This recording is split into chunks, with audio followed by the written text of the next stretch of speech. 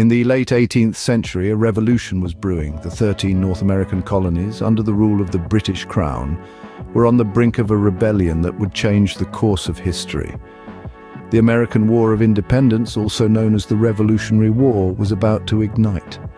This tumultuous period was not just about politics and battles, it was also about the social and cultural changes that were sweeping across the New World. One of these changes was the rise of a unique social custom, the smoking of cigars. As the dawn of the American War of Independence approached in the mid-1770s, cigars were already well established in colonial society.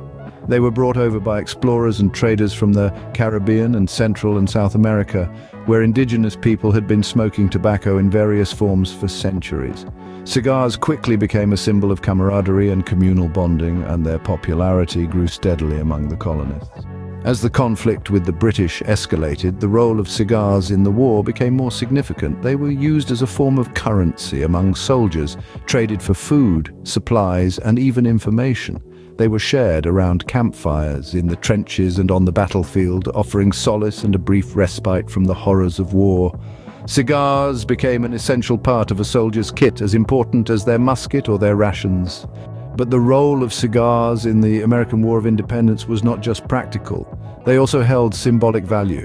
The act of lighting a cigar and taking a puff became a potent symbol of defiance against the British. It was a way for the American soldiers to assert their independence and their identity, a tangible manifestation of their rebellion against the Crown. Moreover, cigars played a role in diplomacy during the war. They were offered as gifts to allies and used to forge connections with foreign powers. The French, in particular, were known to enjoy a good cigar, and the Americans capitalized on this shared pleasure to strengthen their alliance. As the war came to a close with the Treaty of Paris in 1783, the role of cigars in the American War of Independence could not be denied. They had been a source of comfort, a symbol of defiance, a tool of diplomacy, and a form of currency. The humble cigar had played a surprising and significant role in the birth of a nation. Now, to summarize the main points, cigars were brought to the colonies by explorers and traders, and quickly became a popular social custom. As the war against the British unfolded, cigars took on a practical role, being used as currency and a source of comfort for soldiers.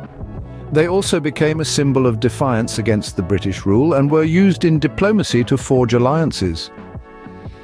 In essence, cigars were not just a pastime during the American War of Independence. They were an integral part of the revolution itself.